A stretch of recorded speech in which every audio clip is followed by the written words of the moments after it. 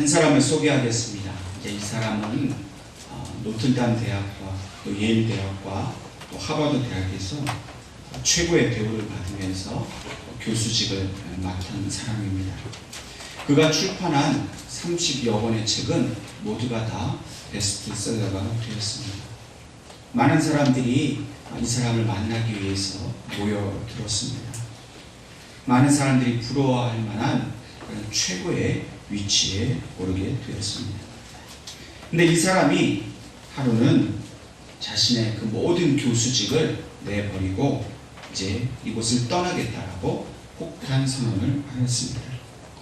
그리고 이 사람은 캐나다 토론토에 있는 라루시라는 그런 정신지체들을 함께 모여 공동생활하는 그 공동체로 들어갔습니다. 그곳에서 이 사람은 남은 생애를 헌신하면서 1996년 심장마비로 세상을 떠나게 되었습니다. 이 사람은 바로 헨리 나우엔이라는 사람입니다. 그는 저명한 심리학자이면서 또한 영성신학자였습니다. 그는 세계에서 가장 유명한 대학들에서 강의를 맡아 영성신학을 가르쳤지만 정작 자신은 영적 만족을 얻지 못하고 탈진 상태에 빠졌습니다. 그때 그가 프랑스에 있는 이 라루시 공동체를 방문하면서 그곳에서 고독과 또 기도를 통한 마음의 감동을 체험하고 나서 자기 주변에 있는 사람들을 사랑한다는 것이 그의 삶에 있어서 어떤 의미인지를 그가 발견하게 되었습니다. 찰스 링마라는 사람이 이 헨리 나우엔에 대해서 이렇게 평가를 하였습니다. 헨리 나우엔은 라루시 같은 장애인 공동체는 말이 아니라 몸의 토대를 두고 세워진다는 점을 우리에게 상기시켜줍니다. 그는 라루시에 있으면서 먹여주기, 청소하기, 만지기, 붙잡아주기 등 이러한 것들이 공동체를 세운다는 것을 주목합니다. 하지만 이 관찰은 어느 공동체에나 해당되는 그런 진실을 담고 있습니다. 공동체에서 실제적인 돌봄과 섬김이 표현되지 않는다면 우리는 함께 살아갈 수가 없습니다. 이 찰스 링마라는 사람의 이야기는 오늘 우리에게도 또 시사하는 바가 매우 큰 이야기입니다. 오늘 우리는 실천적인 사랑, 또 행함이 있는 믿음에 대해서 많은 도전을 받고 있습니다. 우리는 과연 공동체를 사랑한다고 하면서 말이 아닌 행동으로 실제적인 삶으로 보여주고 있는가 생각해 보게 됩니다. 주님께서 우리에게 말씀하시기를 새 계명을 너희에게 주노니 서로 사랑하라. 내가 너희를 사랑한 것 같이 너희도 서로 사랑하라. 너희가 서로 사랑하면 이로써 모든 사람이 너희가 내 제자인 줄 알리라. 우리는 서로 사랑하라는 말씀을 너무나 잘 알고 있습니다. 교회 다니면서 서로 사랑해야 되는 것을 알지 못하는 사람은 아무도 없습니다. 그러나 말로만 그칠 때가 너무나 많이 있습니다. 특별히 우리가 섬기고 있는 이 예언교회 공동체에서 우리는 이 서로 사랑하라는 말을 어떻게 실천하고 있습니까? 정말 주님께서 이 땅을 떠나실 때에 마지막 유언과 같이 남겨주신 말씀입니다. 여러분, 유언은 얼마나 중요합니까? 부모가 유언으로 남겨주신 말을 자녀들은 일생을 잊지 않습니다. 그리고 그 말씀을 지키려고 노력합니다. 주님께서 마지막 남겨주신 이 말씀을 우리가 지키기 위해서 서로 사랑함으로 힘을 써야 한다고 말씀을 하고 있습니다. 또한 우리가 예수님의 진정한 제자가 되려고 한다면 우리가 제자 훈련을 받고 어떤 다른 일에 힘쓸 것이 아니라 진정한 제자는 서로 사랑함으로써 그 제자가 될 수 있다는 겁니다. 우리가 훈련을 받고 말씀 공부를 하고 기도하는 모든 일들은 서로 사랑하는 일에 기초를 두어야 합니다. 나만 잘 믿고 나만 예수님과 하나님과 신앙생활 잘한다? 하나님 그것을 바라시는 것이 아니라는 겁니다. 하나님 그 모든 것 위에 서로 사랑하는 일을 최우선으로 감당을 해야 한다고 말씀합니다. 우리 교회에서 많은 일들을 합니다.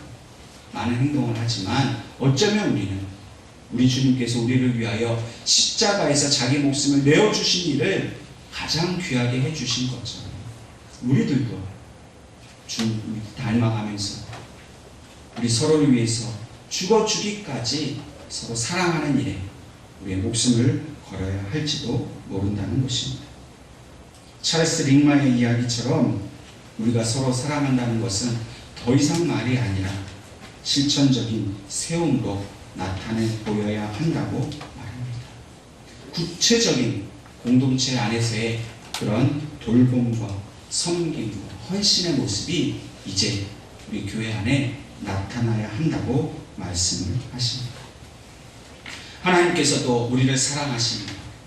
근데 하나님께서 우리를 사랑하실 때 말로만 하지 않으셨습니다.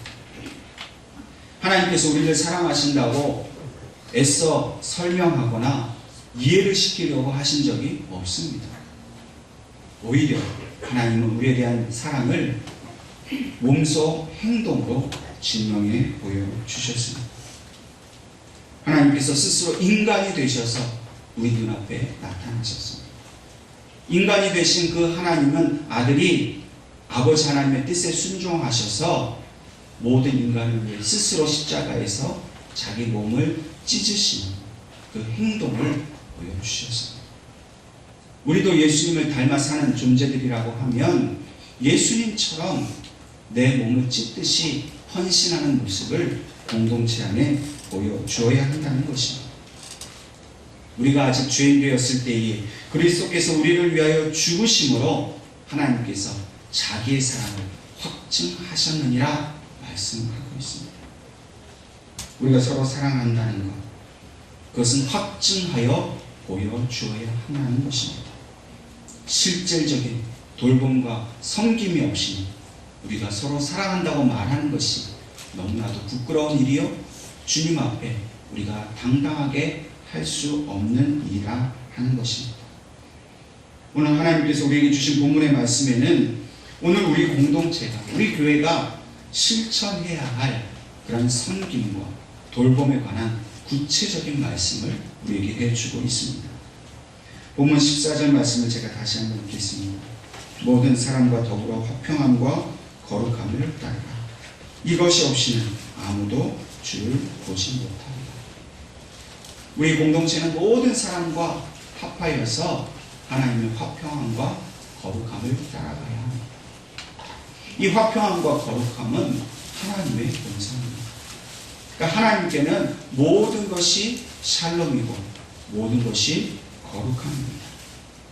하나님께 이 화평의 속성이 있었기 때문에 이 화평의 본성으로 죄인된 우리를 원수 삼지 않으시고 자녀로 삼아주셨습니다.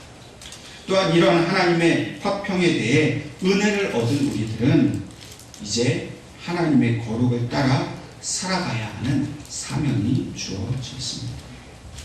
하나님은 우리 공동체가 샬롬 공동체라고 말씀하고 있습니다. 그 어떤 분쟁이나 다툼이 없이 하나님께서 우리 인간에게 베풀어 주신 그 샬롬을 우리도 서로 나누며 살아가라고 말씀을 하고 있습니다. 그렇기 때문에 우리는 하나님의 거룩함에 이르기 위해서는 우리는 서로 화평해야 합니다. 화평을 이루지 않으면 결코 하나님의 거룩을 따라갈 수 없습니다. 그러므로 하나님께서는 우리가 이 화평과 거룩을 따라감으로써 극복할 것이 있다고 말씀하고 있습니다. 그것은 바로 우리 교회 공동체 안에 있는 어떤 내적인 갈등과 분리하고자 하는 그런 마음들입니다. 공동체에는 물론 갈등이 있습니다. 쉽게 말해서 성도들 간에 서로 인간적으로 하나가 되고 싶지 않은 그런 사람들이 있다는 겁니다. 그래서 가급적이면 눈도 마주치지 않으려고 하고 심지어는 인사도 하지 않습니다. 그러나 하나님께서 이루라고 하신 그 화평의 본질을 한번 우리가 생각해 보기를 원합니다. 우리도 하나님과 원수 되었다는 사실을 우리는 기억해야 합니다. 우리도 결코 하나님과 하나가 될 수 없고 하나님과 서로 눈도 마주칠 수 없었던 원수였습니다. 그런데 그 원수된 것을 하나님께서는 자신의 아들의 그 십자가의 죽음으로 우리와 화평하셨습니다. 그러므로 오늘 우리도 서로 주님의 십자가의 그 모습을 닮아서 서로 화평을 이루는 것, 샬롬을 이루는 것은 너무나도 당연하고 옳은 일입니다. 우리가 화평을 이룰 때에 하나님께서는 이곳에 임재하셔서 우리에게 은혜를 베풀어 주신다는 사실을 분명히 기억하시기를 바랍니다. 우리가 싸우고 분쟁하고 다투고 나누어져 있으면 하나님의 은혜의 역사가 일어날 수가 없습니다. 나 혼자 열심히 기도한다고 은혜를 받는 것이 아니라 우리가 서로 화목하고 서로 용서해주고 서로 품어줌으로써 하나님의 은혜가 우리 가운데 충만히 임한다는 사실을 믿으시기를 주님의 이름으로 축원합니다. 또한 하나님의 거룩함은 세상과 구별되어 사는 것을 말합니다. 세상 사람들과 똑같이 살지 않는 것을 말합니다. 여러분, 세상 사람들은 사람을 어떻게 대합니까? 자기의 유익을 위해서만 대합니다. 오히려 세상 사람들은 상대방을 이용하려고 합니다. 순수하지 못합니다. 하나님의 거룩함을 쫓아가는 우리는 나에게 유익되는 사람, 나에게 이로운 사람만 만나는 것이 아니라 내게 때로 가시가 되고 나에게 때로 해가 되는 사람까지도 우리는 가까이 해야 합니다. 교회 안에서 어떠한 이유로 서로 무리를 짓고 당을 나누는 것은 하나님의 온전한 뜻이 아닙니다. 어떠한 이유로 자기의 취향과 자기의 어떤 성격 거기에만 맞춰서 자기만 좋은 사람끼리 모이는 것은 결코 하나님의 뜻이 아닙니다. 우리는 원수를 사랑하라 하신 주님의 말씀을 기억해야 합니다. 원수까지도 포용하고 끌어안고 품어주는 것이 바로 하나님이 원하시는 진정한 샬롬이요 거룩함이라는 사실을 우리는 기억해야 될 줄로 믿습니다. 우리에게 온전한 화평과 그 거룩함이 있을 때에 주시는 복이 무엇입니까? 본문의 말씀처럼 주님을 볼 수 있다는 것입니다. 주님을 보는 것은 기도를 많이 해서 되는 일이 아닙니다. 말씀을 많이 읽는다고 되는 게 아니에요. 산에 들어가서 혼자 기도를 수십 일을 한다고 해서 주님을 볼 수 있는 것이 아니라 우리가 서로 사랑하고 화목을 이룰 때에 그 화목을 이루는 그 현장 속에 예수님이 나타나신다. 우리가 원수를 용납하고 또 누군가를 용서해 줄 때 그때 우리는 주님의 모습을 볼 수가 있다는 것입니다. 그러므로 우리 오늘 우리 예언교회 공동체는 긍휼과 자비와 겸손과 온유와 오래 참음으로써 서로 용납하고 용서해 주는 그런 일들이 날마다 일어날 때에 하나님의 영광이 주님의 얼굴이 우리 가운데 나타난다는 것을 믿으시기를 주님의 이름으로 축원합니다. 또한 15절과 16절 말씀에는 서로 돌아보라 라는 말씀을 하고 계십니다. 이 돌아보라는 말씀은 지속적으로 살펴보라는 말씀입니다. 공동체에는 자기 자신보다는 남을 더 잘 살펴보는 일이 지속적으로 일어나야 합니다. 서로 간에 어떤 일이 있는지, 또 얼굴 표정은 어떤지, 또 지금 당하고 있는 어려움 중에 어떻게 잘 이겨내고 있는지 사랑으로 관심을 가져주고 그 일에 대해서 기도해 주는 일들이 계속해서 끊임없이 일어나야 한다고 말씀을 하고 계십니다. 오늘 본문 말씀에는 특별히 세 가지 사람에 대해서 그들을 살펴보라고 말씀을 하고 계십니다. 첫 번째는 하나님의 은혜에 이르지 못하는 사람을 살펴보아야 합니다. 하나님의 은혜에 이르지 못한다 하는 것은 교회는 나오고 있지만 여전히 신앙이 없는 상태를 의미합니다. 또한 신앙을 가볍게 여기고 더 이상 깊어지지 않는 상태를 의미합니다. 여러분, 신앙생활을 잘 유지하는 필요 조건이 무엇입니까? 그것은 바로 하나님의 은혜를 아는 것입니다. 은혜 없이 교회를 다니는 것은 위험할 수가 있습니다. 여러분, 은혜 없는 공동체는 늘 문제로 인하여 시끄럽습니다. 그러나 은혜가 충만한 공동체, 하나님의 은혜 안에서 날마다 신앙이 성장하는 공동체는 있던 문제까지도 없어지게 되는 줄로 믿으시기를 바랍니다. 오늘 우리 교회 공동체는 하나님의 은혜가 충만히 거하기 위해서 우리가 서로 화목하고 서로를 살펴보아서 신앙이 약한 사람에게 격려해주고 또 믿음의 본을 보여주어야 합니다. 이렇게 기도하는 사람, 하나님의 뜻대로 사는 사람은 이렇게 더 사랑하고 용서해주는 사람이라는 것을 보여줘야 됩니다. 말로서 사람을 변화시킬 수 있습니까? 말로서 그 사람의 신앙을 성장시킬 수 있습니까? 절대 말로는 안 됩니다. 먼저 믿은, 먼저 은혜 받은 사람이 앞서서 그것을 보여주고 이렇게 함께 살아가자라고 격려해 줄 때 우리 예언교회는 하나님의 은혜에 동참하지 못한 사람이 한 사람도 없이 모든 사람이 그 신앙적으로나 영적으로 성장해서 서로를 돌아보아주고 믿음으로 이끌어주는 역사가 일어나게 될 줄로 믿습니다. 그러므로 우리는 받은 은혜를 나누어야 합니다. 내가 받은 은혜가 있다면 아직도 그 은혜를 알지 못하는 사람에게 그것을 전해주어야 합니다. 우리가 구역으로 모이고 여러 가지 부서의 이름으로 모일 때 일어나야 하는 일은 무엇입니까? 은혜를 나눠주는 일입니다. 지난주부터 제자훈련반 하자고 광고를 드렸습니다.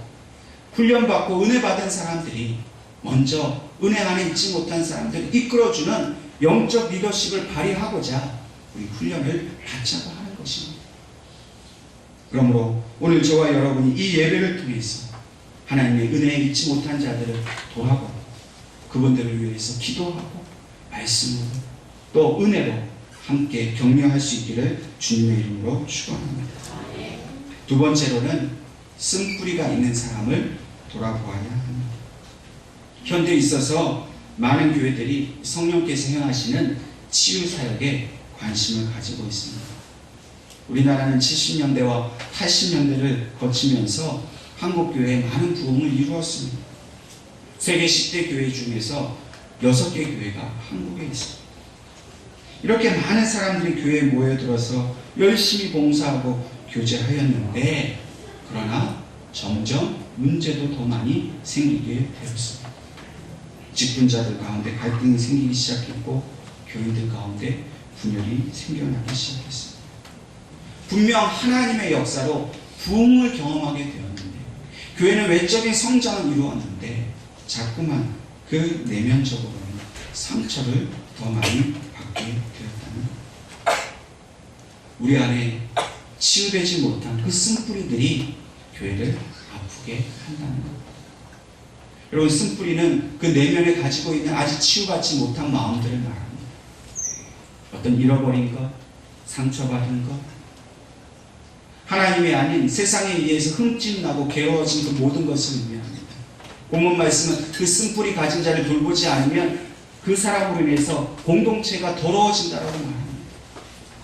한 사람을 치유하고 한 사람의 그 쓴뿌리를 캐내어서 회복하는 일은 공동체가 함께 은혜 가운데 거하게 되는 일이라고 말씀을 하고 있습니다.